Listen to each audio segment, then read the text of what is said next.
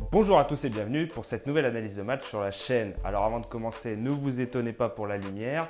Il a décidé visiblement de faire moche aujourd'hui, mais l'essentiel c'est qu'on voit ce qui se passe à l'écran. Aujourd'hui on va varier un peu le format. Plutôt que de revenir sur une rencontre déjà passée, on va tenter d'anticiper celle qui arrive. En l'occurrence, la finale de Ligue des Champions entre Wolfsburg et Lyon. Comme vous l'avez vu au titre de la vidéo, on va surtout s'attarder sur le jeu de Wolfsburg et les limites que Lyon pourrait exploiter en vue de la finale. Et pour ce faire, on va surtout s'attarder sur deux rencontres où l'équipe de Stéphane Lerche a été mise en difficulté. La rencontre de championnat retour face au Bayern et la demi-finale de Ligue des Champions face au Barça. Pour commencer cette analyse, on va tout d'abord s'attacher à l'animation offensive de Wolfsburg. Cette saison, dans son 4-4-2 modulable, Wolfsburg attaque surtout en utilisant ce qu'on appelle en tactique les demi-espaces où généralement se situent Per Nyarder et Alexandra Popp. Sur cette animation, comme on va le voir, on a ici la ligne de 3 défensive avec Dorsum qui est monté pour venir s'additionner à la ligne de 3 du milieu. Toujours une des deux milieux de terrain du 4-4-2 qui reste devant la défense en protection. Et ensuite, on a donc les deux ailières sur le côté pour étirer au maximum le bloc et Pajor qui reste toute seule devant pour continuer d'attirer les centrales. Mais là où donc je vais attirer votre attention, on va le voir dans la suite de cette animation, c'est ces fameux demi-espaces qui se sont ici allumés en rouge.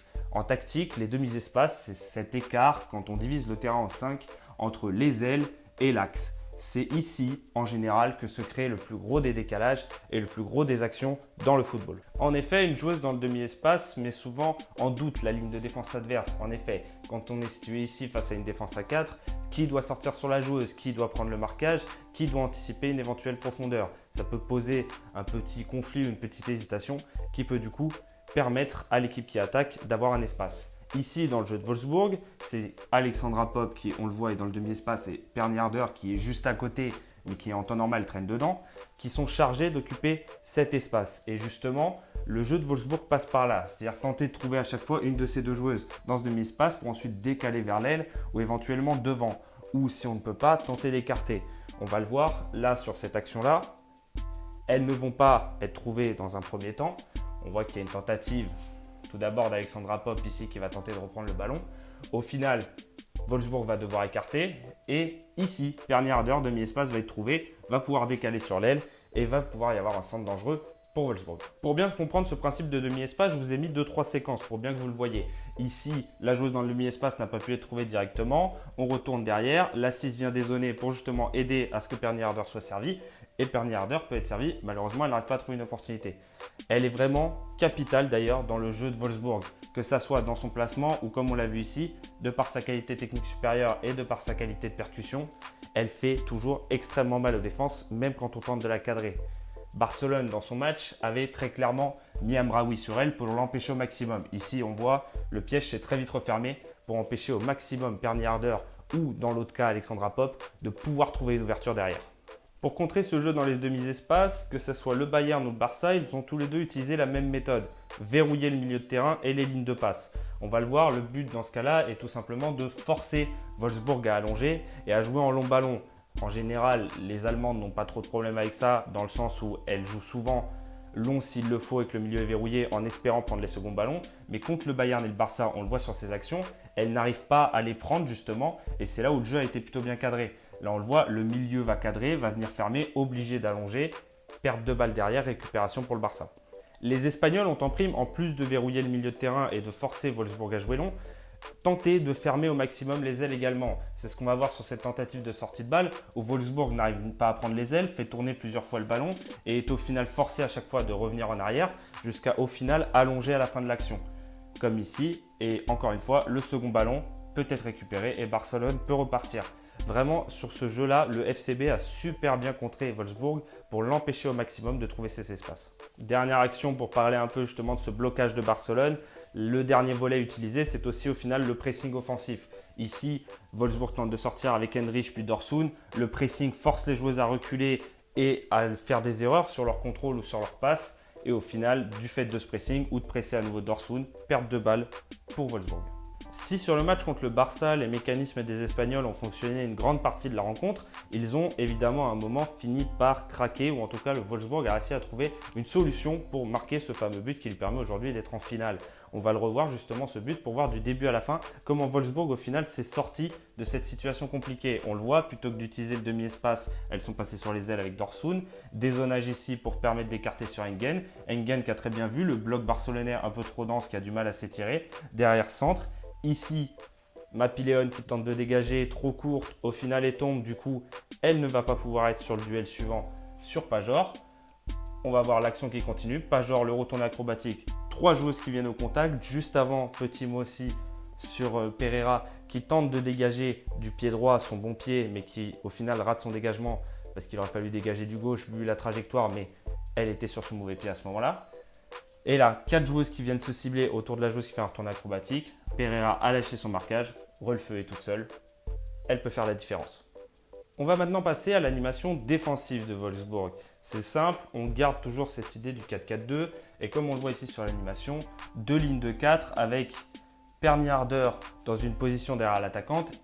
Pajor qui est hors écran mais qui est juste devant elle. Et toujours cette volonté d'avoir ici un bloc plus compact. C'est-à-dire que l'idée défensive de Wolfsburg, en tout cas quand elle est en défense, ça ne lui arrive pas souvent, mais ça lui arrive.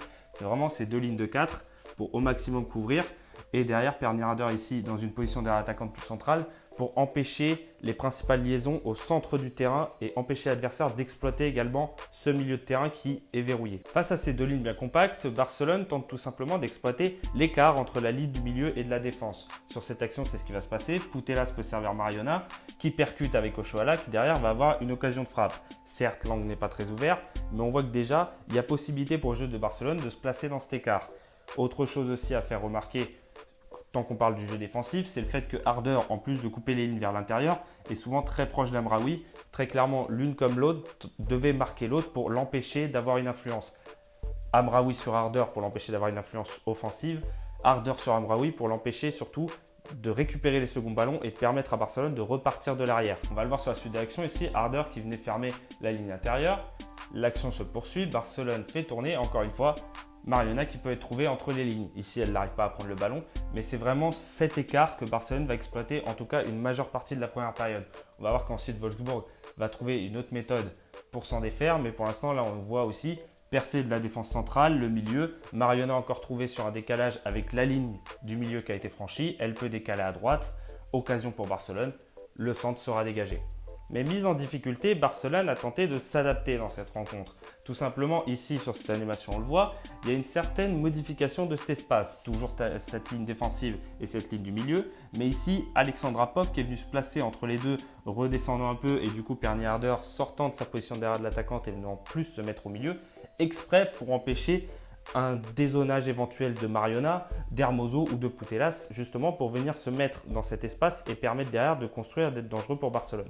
On va le voir dans la suite de cette action, ce plan marche plutôt bien pour bloquer Barcelone. Ici, la percée d'Hermoso qui va servir Putellas. On voit que Popp est dessus. Malheureusement, différence individuelle, elle peut resservir Hermoso. Mais dans l'idée d'avoir Popp entre les lignes pour empêcher Barcelone de l'exploiter, fonctionne bien souvent. Le problème pour Wolfsburg, c'est que ce n'est pas le seul souci défensif pour elle. Ici, Hermoso, avec Hansen, va exploiter le mauvais alignement de la défense pour permettre à Hansen derrière d'être dangereuse. C'est aussi un autre problème récurrent de cette défense de Wolfsburg, c'est qu'elle n'est pas rassurante dans son axe ou dans ses ailes, que ce soit dans son alignement ou des fois même dans sa concentration. Sur ce match, c'est surtout l'alignement VD Meyer et Hansen qui a souvent été défaillant. Encore ici, Hansen qui rejoue vers l'avant. Et ça va pouvoir donner une situation dangereuse pour Barcelone. Hermoso tire, malheureusement, c'est à côté. Pour bien vous montrer ce problème, je vous ai même mis le seul but que Wolfsburg au final a encaissé contre Glasgow. Puisqu'encore une fois, manque de concentration de Janssen et d'Orsun, le centre est chanceux, mais encore une fois, ils ont laissé la place à la joueuse de pouvoir faire ce qu'elle voulait. C'est un problème vraiment récurrent chez Wolfsburg. Là, sur ce duel contre le Bayern, on va voir qu'en une passe, sur une erreur encore défensive, ça va donner une occasion énorme pour le Bayern qui ne sera pas exploitée. C'est vraiment une chance que Lyon pourrait utiliser, ce manque de concentration et d'alignement fréquent qui permet d'avoir des occasions à partir des fois d'une passe qui casse toutes les lignes. Ici encore, ça permet d'avoir un face-à-face perdu encore une fois par le Bayern. Et d'ailleurs, pour être complet sur cet alignement, je vais même mettre une petite action que certains se rappelleront peut-être sur la demi-finale. c'est que même sur une touche, Barcelone arrive à profiter de ce manque de concentration et de placement de la défense de Wolfsburg. Ici, la touche est jouée, Hermoso peut trouver dans l'espace. Devant Janssen, elle fait la différence. Elle peut servir Mariona qui a été totalement lâchée et qui envoie le ballon largement au-dessus. Frappe du mauvais pied pour elle malheureusement. Mais on a vu qu'il suffit vraiment même d'une touche sur le côté pour percer cette défense de Wolfsburg. Pour terminer cette analyse, je voulais dire un dernier mot sur les coups de pied arrêtés. Ils pourraient bien être décisifs dans la rencontre face à Lyon, car si Wolfsburg sait les gérer offensivement, il a des fois tendance à s'oublier défensivement dessus. Je vous ai mis 2 des corners face à Barcelone, mais aussi un des corners en finale de Pokal pour vous en rendre compte. Ici, Amraoui a de l'espace qui est laissé. Sur le suivant, le duel va être gagné au second poteau. Et quand on sait que Lyon a Wendy Renard dans son effectif, notamment sur les corners, ça pourrait bien être décisif face aux Allemandes. Autre solution aussi pour l'OL, toute simple, les coups francs. On a vu que Majri avait une certaine patte sur ces derniers. Essen avait réussi à en mettre un contre Wolfsburg en finale de Pokal. Ce même coup franc qui au final l'avait envoyé en prolongation face aux Allemands. Mais sur ces coups de pied arrêtés, Lyon devra aussi être méfiant. Comme on l'a dit, Wolfsburg a une certaine efficacité sur les corners offensifs.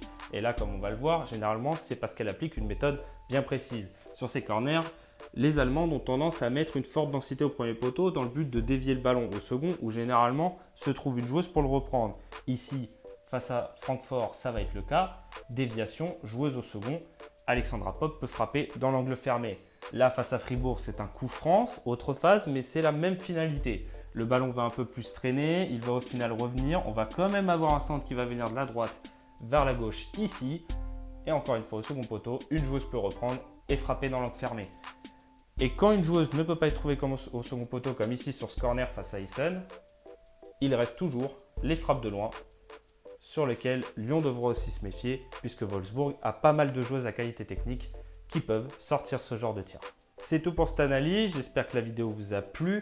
Si c'est le cas, n'hésitez pas à la liker ou à vous abonner pour ne pas manquer les suivantes. N'hésitez pas non plus à me dire en commentaire ce que vous en avez pensé ou si vous avez des idées pour les améliorer ou pour les suivantes. D'ici là, portez-vous bien et à très vite. Ciao!